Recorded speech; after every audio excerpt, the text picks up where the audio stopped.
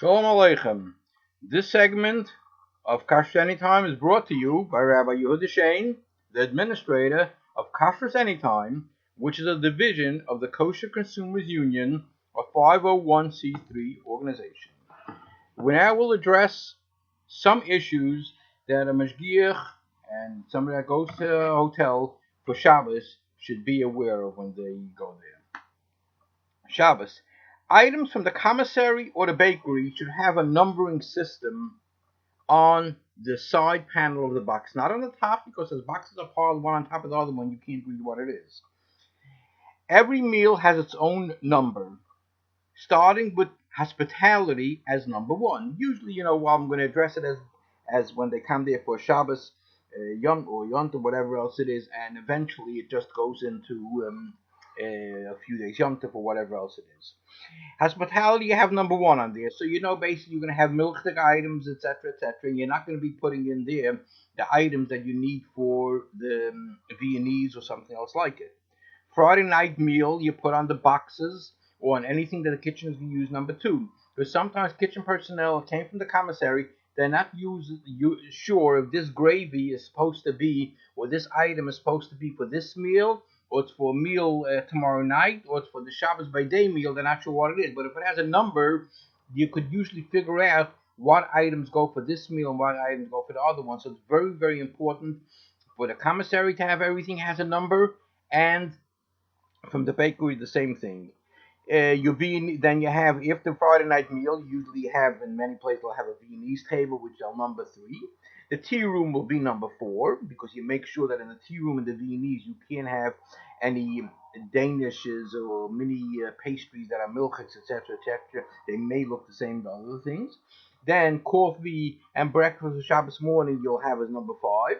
And you go that way with item after item after item to make sure that you don't get mixed up. Plus, what you'll know is, if you have designated, so many rolls in a box, let's say there's 70 bulkies in a box, or whatever else it is, and you designated for number 1, for whatever else it is, you can't really allow them to go take what they want. The waiters will take for number 2, they'll take extras. They'll take some of them to themselves. They'll give out people 2 of them. If the plan was basically that there is 1 per person, or something like that, whatever else it is, whatever is designated on the box as number 2, which is for the Shabbos day meal, you don't allow that to go out. And whatever is designated for the Kiddush, there's certain type of things you just don't let it go out. And the Mashgiach should keep control, because basically, every problem that happens, usually the easiest one to scream at is the Mashgiach.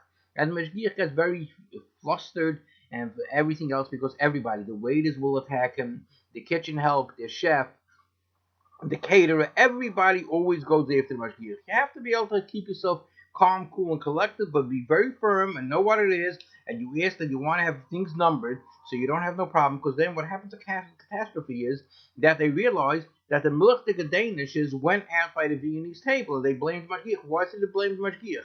It's basically the blame of the caterer or his waiters, whatever else it is, because there's nobody in charge of running the show. So that's why it's the Mashgiach has a right to say he wants to have everything numbered, and he knows exactly what it is. Be familiar with making an Erev and an Erev Chatzeris if you need it. You don't need an Erev Chatzeris in certain places, other ones you do. With an Erev, find out if it's the obligation of the Mashgiach and Erev, if it's not the obligation, and basically because the Goyim have to be able to take out, even if they don't need an Erev on the outside, but the Goyim have to be able to take out the garbage. Is it going to be out of the Erev? Could they take it out or not? So you should really be familiar with the halachos of Erev and Erev Chatzeris. Provide a list of Shabbos-related times for the kitchen staff to include times that hot water urns and warm boxes and water pans and the blech and sealing the equipment has to be done by what time. You should have basically that your urns are plugged in by Chatzos already. Because what happens is, occasionally, but never plug all of them in at one time. Because you plug them all at one time, you're going to have certain breakers are going to trip. You put in 1 or 2 of them, as long as you don't know if it's on the same breaker or not. Once they heat it up and they just have to maintain the heat, they don't take as much electric, and you plug in some more. So if you make sure by Chatzos you're working on those urns, you'll get it done. Same thing is by Chatzos, start doing your tea for Shabbos. Prepare your tea essence for Shabbos. Become familiar with the halachas of hachana, boirer, bishul, reheating with liquid and without liquid, what's a kli rishon, what's a kli sheni, etc. Familiarize. Then, could you put ice cream on a hot cobbler on Shabbos? Well, the ice cream has usually in it raw eggs, and the hot cobbler will cook it. It's came out of the oven, it's kept hot, and it's a kli rishon, it's a davar gush. Now, you should not put on any raw garnish, such as check garnishes, parsley, rosemary, etc., onto the hot main dish, which is common to put it into the potatoes or whatever else it is, because the rosemary is not cooked, the parsley is not cooked, and you put it into a davar gush on kli rishon, you have a problem. No raw spices or soup base may be used on any hot food, even as a kli shlishi. No tea bags or lemon wedges on Shabbos. Remove all tea bags from the waiter stations, storage, and put it away that you know where it is. Tea essence and lemon juice must be made before Shabbos.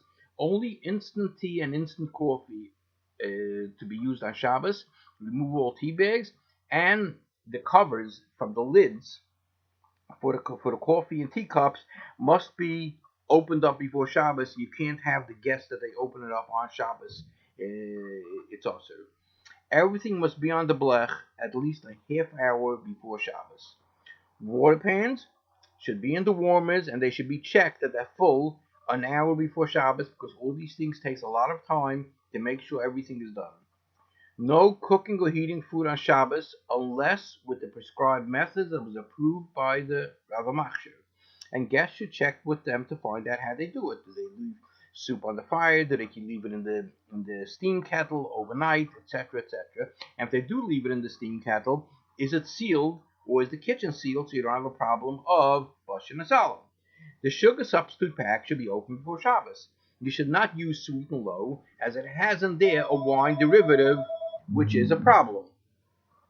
They could use Splenda, but sweet and low is a problem because of the wine derivative, which the sweet and low company may use it from any place. And I believe that the one that gave the Ashgacha, the OU on it, was not aware of what the facts are. Maybe they were aware of the facts, but basically we disagree with it. Garbage may only be removed to an area with an Eruv. Dials on warmers, knobs on stoves, etc. must be covered before Shabbos.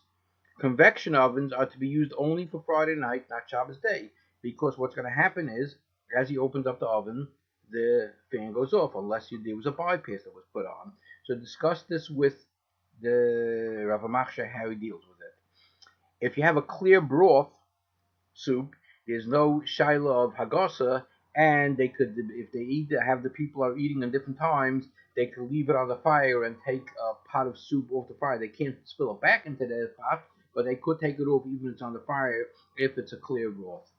Slotted spoons, colanders, skimmers, graters, tea bags should all be removed from the kitchen area before Shabbos. The ladle or other utensils used to serve soup should be dry prior to use. Noodles, knedels, etc. should be put into the bowls or tureens after the soup is ladled in, unless that the noodles or the knedels were kept hot in the oven or on top of the blech or whatever else it is, they were kept hot. Otherwise, you put it into the tureen, which is basically the kli sheni at that time, or possibly sometimes a kli shlishi. Soup pot must be removed from fryer prior to serving soup. Again, as we said, unless it's a clear broth. Once removed, may not be returned to the blech. Gravies for Friday night and Shabbos by day must be in separate pans and put on blech before Shabbos, because you can't take off the pan of the gravy and then decide later you want to put it back onto the blech. So you should have separate ones and know about how much it is.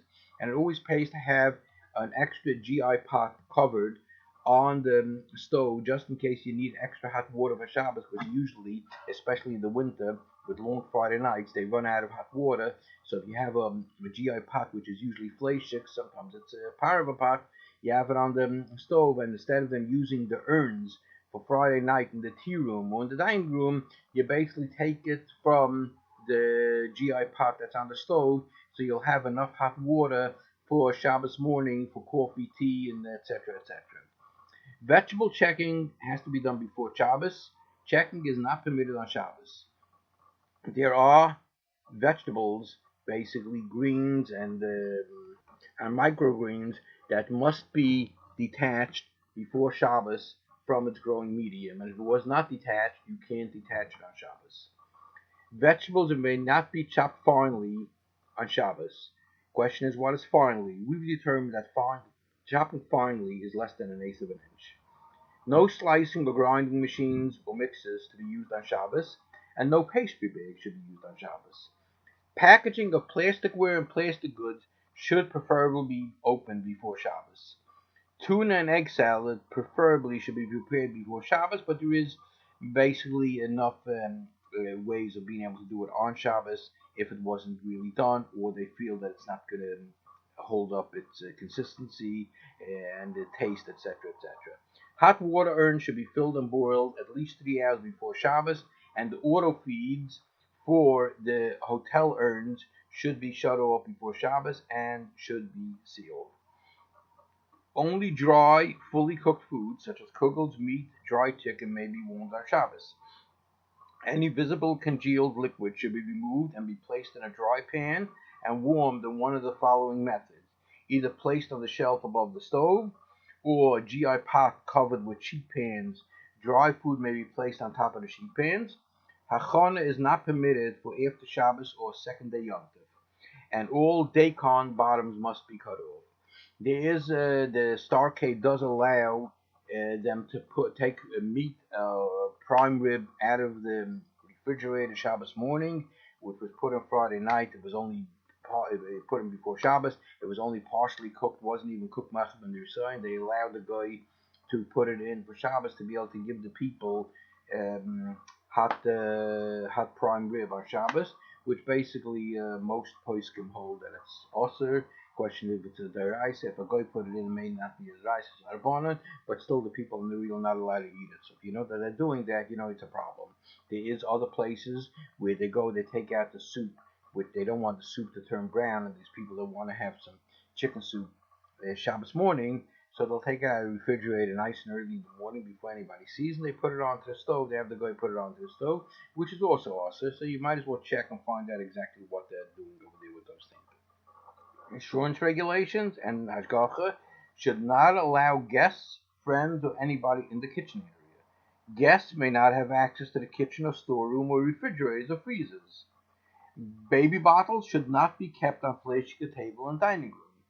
Baby bottles should not be washed in hotel kitchen sinks. It should be washed in the slop sink, or in the sink by the bathroom, or the sink where they wash their hands for eating, etc.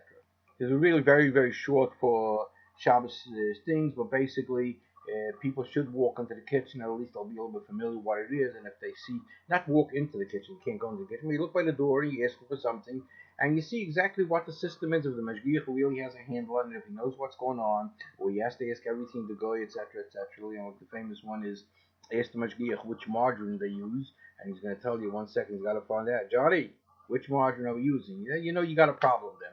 A Mashgiach should be extremely, extremely familiar with every facet of the thing. Kol Tov, and we'll continue at another time.